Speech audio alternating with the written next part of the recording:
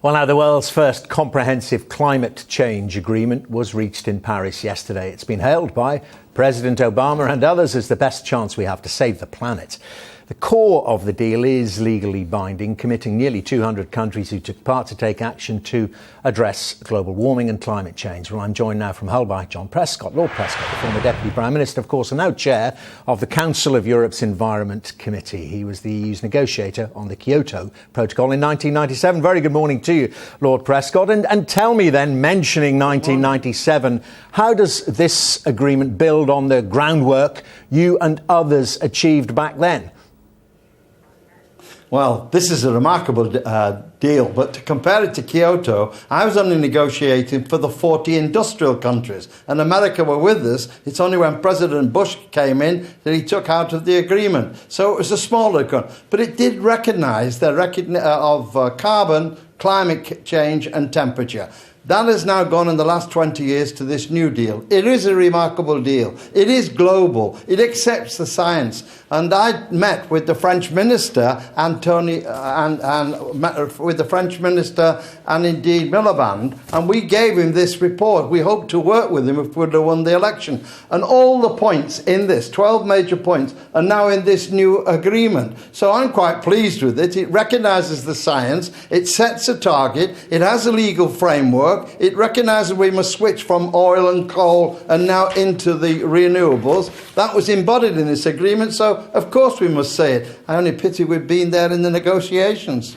Well, of course, Labour not leading the negotiations for the UK. What do you make then of the UK's commitment to all this? I mean, as a fully industrialised country, we're meant to be an example in particular to the developing world, yet domestically we see things like subsidies to some renewables being cut.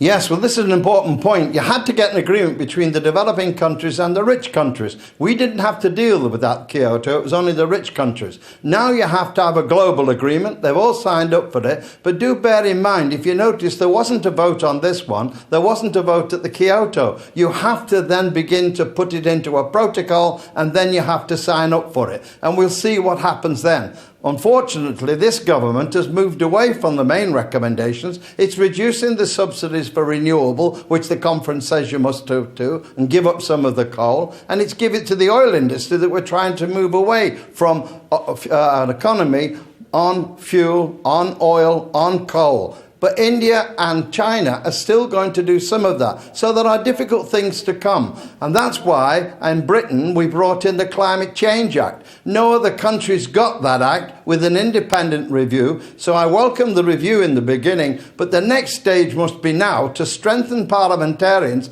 to make sure when they ratify the agreement, when it comes to be ratified by national parliaments, that the governments carry out their promise. We're moving to a new stage now. Everybody should have a Climate Change Act committed legally in every country and enforced by the backbenchers. But do you think, I mean, with the UK's Climate Change Act, as you mentioned there from 2008, that this government may not hit the targets, or indeed there is provision for the Secretary of State to vary the targets? No, what it has to do, under the legislation, you're required to come back to Parliament to repeal it. They tried to do that in Australia, but the government didn't have a majority. The real problem is, of what they were telling me in Paris, the government's going in the opposite direction. It's giving subsidies to the oil industries and removing it from the renewables. It's actually scrapped the zero control on housing for the insulation, and that is another anti. It's got rid of the Carbon Storage Act just recently, during the time of the conference. Everything on carbon, they say, is value for money. What the conference is saying, we must make a fundamental change about saving the planet, not necessarily saving the money, which seems to be the obsession of this government. Yeah, well, you talk there, Lord Prescott, about... By the way, I might tell you... Please? If you look at all the evidence, it shows you on energy changes, you can save a lot more money. For example, when we brought in the Climate Change Act, we brought in a climate levy and we put that onto the industry. The industry said that was wrong to begin with, but then they found they weren't using energy efficiently enough and they made money on it. So that was something that was agreed between the private sector and the government, not posed by legislation, but by the sheer sense that it was more efficient, more effective, you saved on carbon and you made more money. We've got to move to a green economy.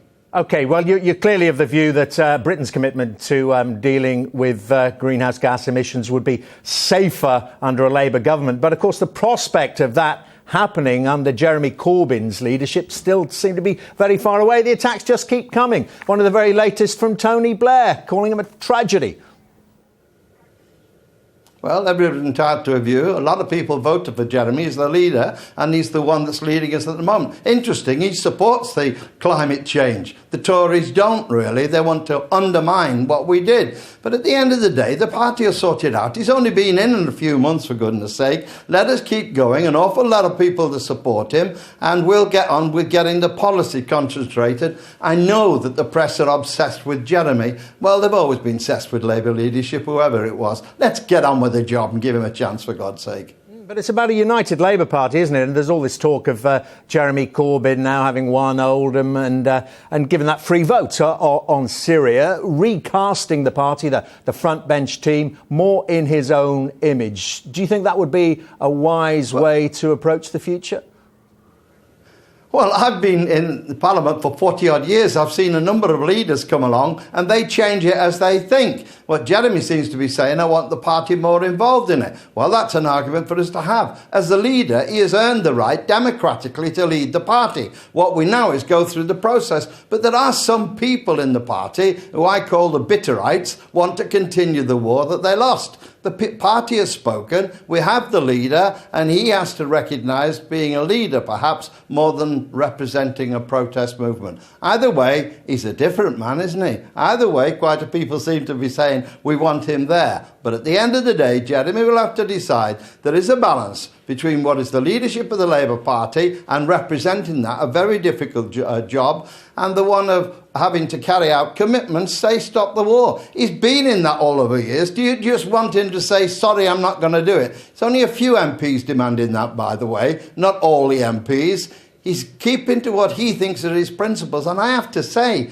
the elected did seem to like to have a politician who still continued to do what he believed in. That's the difficult balance for Jeremy, and he'll have to carry that out. I'm also reading, not sure if it's true in my Sunday papers, in one of them anyway, that he might try to put Ken Livingstone into the House of Lords, Lord Livingstone. That'd be a bigger turn-up for the books than you ending up there. Nothing's a surprise with Livingstone, is it? I mean, I'd be on the executive when I had to vote for him and hold my nose because he didn't want to carry out the party's policy. That's Ken Livingstone. And that's John Prescott. Thank you very much indeed, Lord Prescott. Very good to talk to you. Thank you. Okay.